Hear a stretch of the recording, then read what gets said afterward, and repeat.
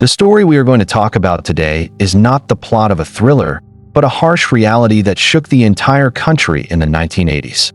Two ordinary girls, aged 12 and 9, from the Leningrad region, Korneva and Galya Konina, became victims of a cruel and cynical crime, the details of which are still shocking today.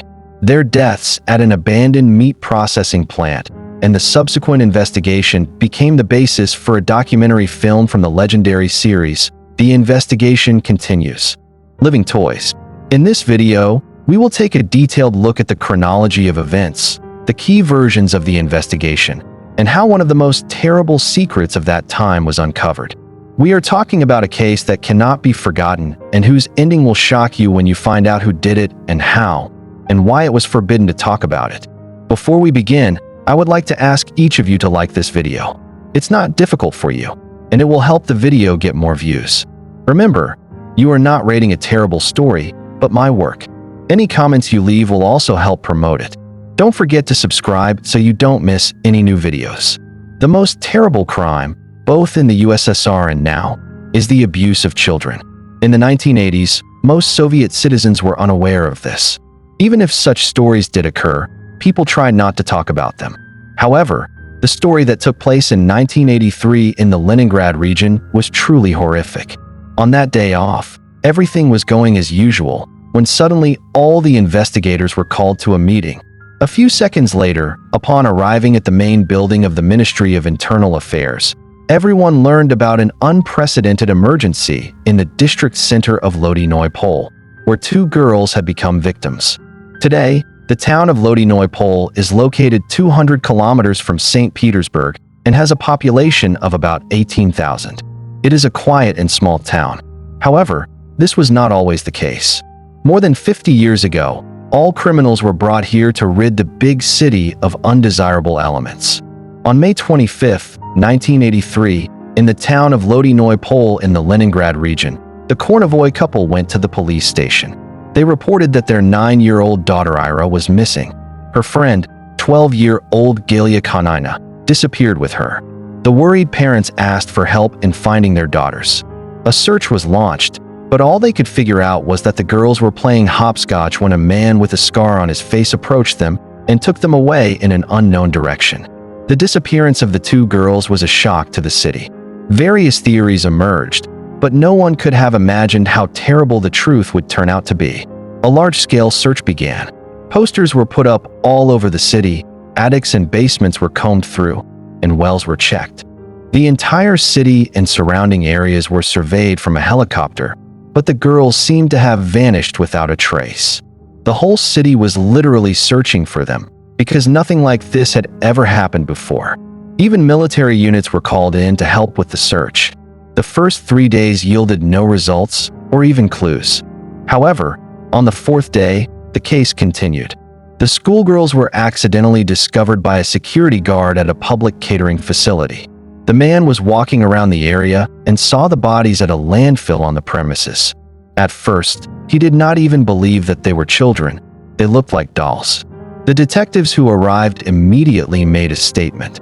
From the first examination, it was clear that the bodies had been brought here, but the girls had clearly been killed elsewhere. Experts counted 7 stab wounds on the body of the older girl, Galya. The younger girl, Ira, was killed with a single blow to the heart. Who could have committed such a terrible crime? Probably some kind of psychopath or mentally ill person. Experts concluded that Galya was killed in front of her friend Ira. The younger girl, who was still alive, walked through the blood, and Galya's blood was found on her shoes. During the examination, the forensic expert noted severe damage to the lower parts of both bodies. Even experienced forensic experts from the Leningrad Regional Bureau in the 1980s said they had never seen anything like it before. Later, it became clear that the murders were committed in order to conceal the horrific abuse of the friends. There are several versions of what happened, one of which suggests that the killings were committed by visitors. Investigators suggested that one of the tourists could have been involved in the crime. For the investigation, they requested the routes of cruise ships and passenger lists. The city is located on the Svir River, which begins its journey from Lake Onega and flows into Lake Ladoga. An active search for the visiting criminal began, but suddenly the forensic experts made a shocking statement. The criminal prosecutor stated in his official conclusion that these girls had been used for sexual gratification by adult men for about a year. None of the investigators could believe such horror. How could this be? Little girls had been used as toys for a year, and no one knew about it. However, the forensic expert confirmed that everything was exactly as stated in the prosecutor's official report. Crimes against children have always been the focus of attention. Such cases were usually handled by senior management. One question remained. How could this have happened in front of parents, school teachers, and neighbors, and no one knew about it?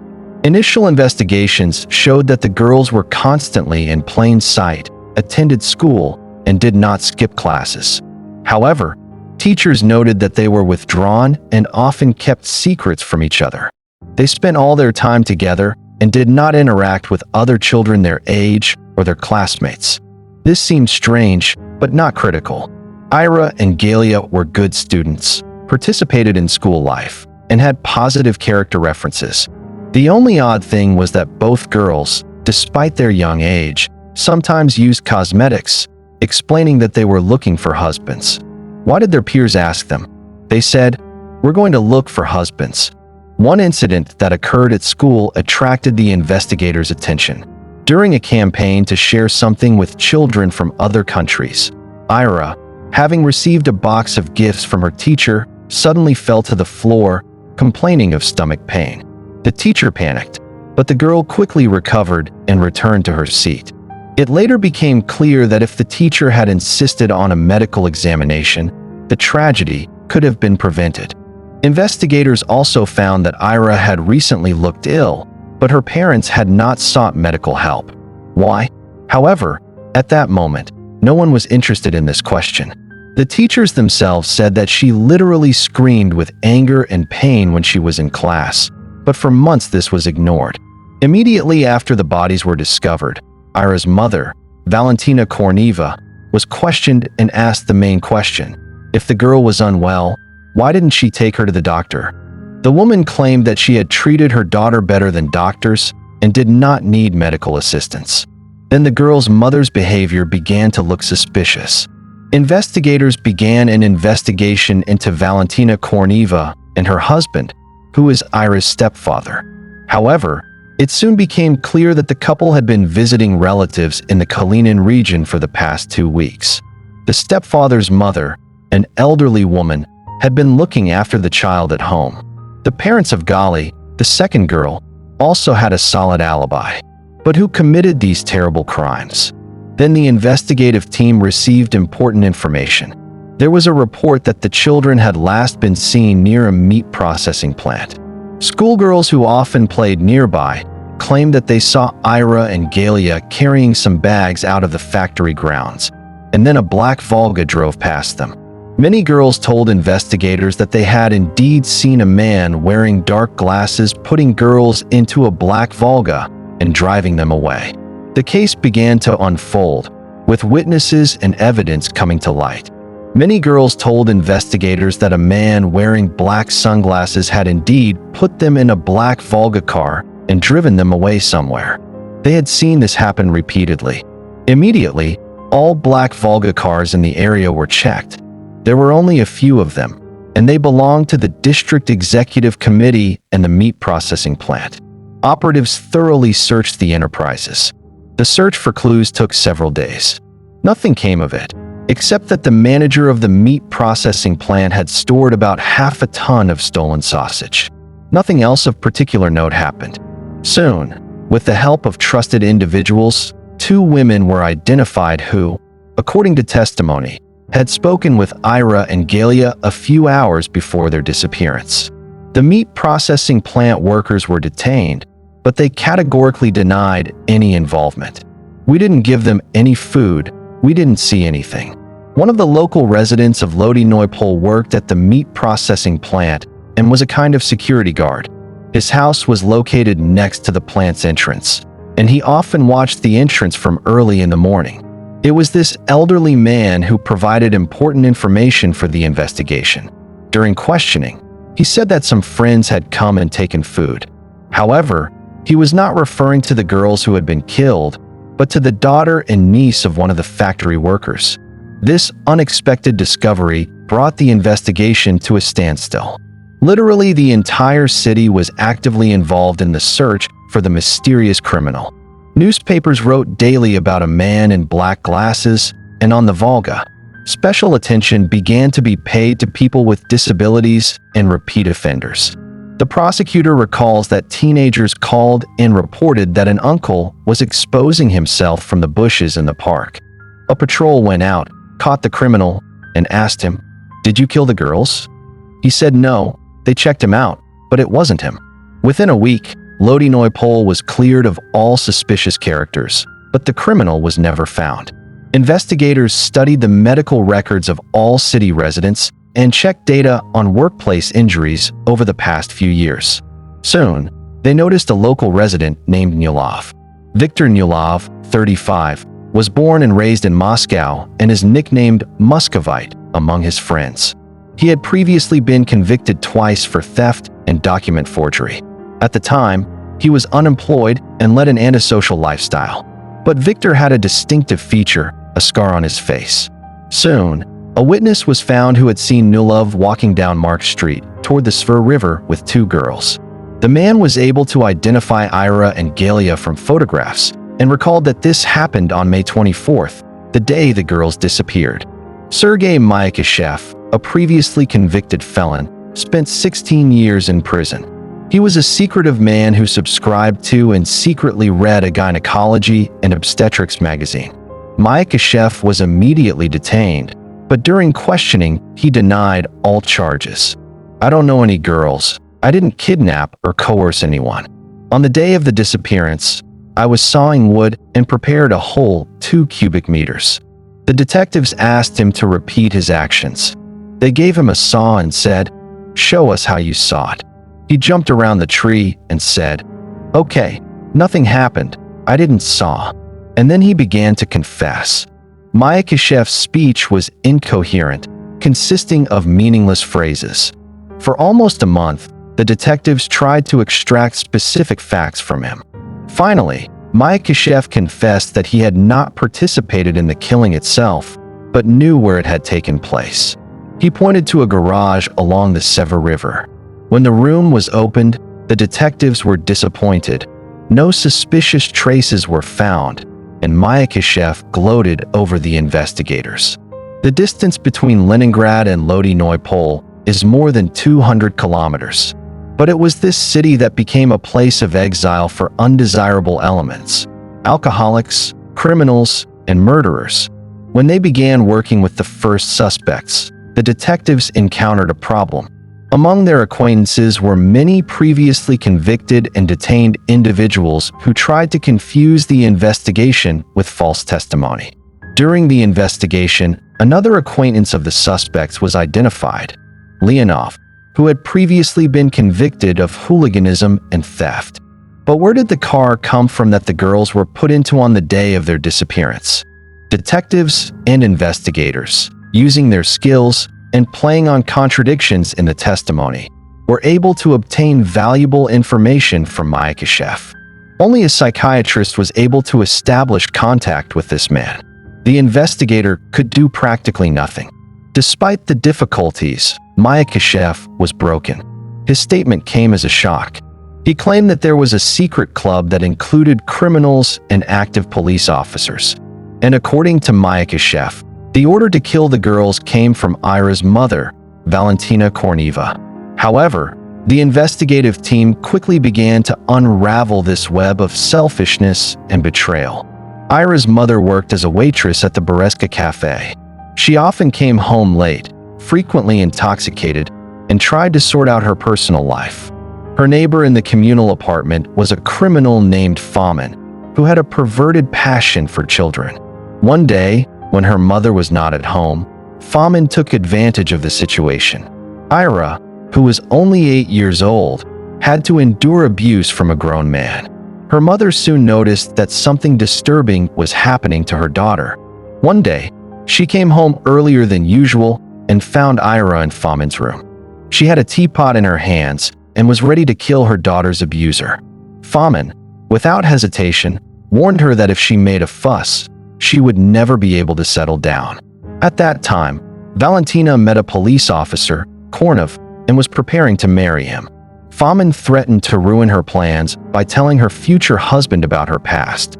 Fearing publicity, the woman remained silent. During the interrogation, she emotionally described her situation, waving her arms and rolling her eyes. She insisted, "What could I do to this thug?" The investigators immediately realized that she was an actress, sometimes crying, sometimes laughing, and then crying again for her daughter. Soon Valentina got married and gave birth to a child. It was then that Fomin came up with his cruel plan.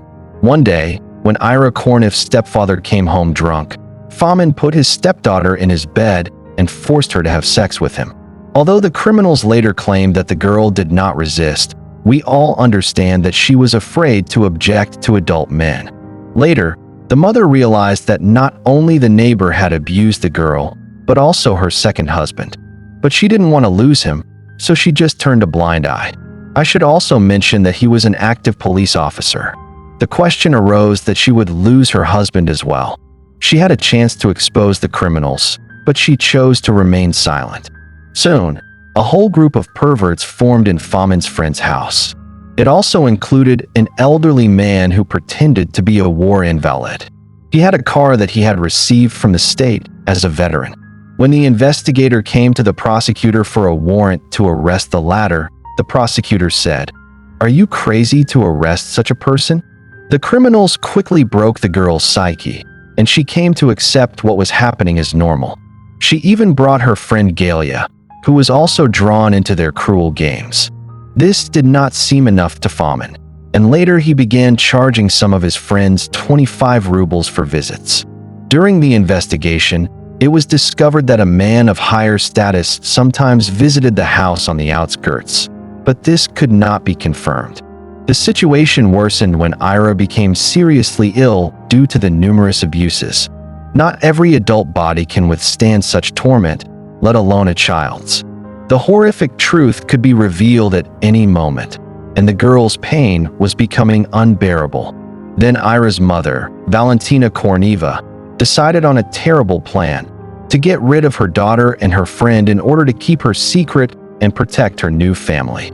Of course, the woman initially claimed that she herself was a hostage to the situation and allegedly organized the murder of her daughter to spare her from suffering. But no, the woman became the organizer and instigator of the murder of her own daughter in order to save herself and her husband from prosecution, finding an accomplice in Fomin. To create an alibi, the Kornevs left Lodeinoye Pole, while the other members of the criminal group took the lives of the unfortunate girls in the home of one of the club members. Fomin ordered Lieutenant Korneva to monitor the work of the detectives and report everything to him. Only after Fomin and the others were arrested did it become clear that the entire group could no longer escape punishment. The detectives and investigators could not accept the reality of this horrific story. Only the official documents, compiled with dry precision, confirmed that all this had really happened in a small, quiet town on the border of the Leningrad region. Today, the red capital letters SK can be seen on the archive volumes of the criminal case, indicating the court's decision on the death penalty. The sentence was handed down to two people, Fomin and Myakashev. Police officer Korneva received 15 years in prison. The girl's mother served 9 years behind bars.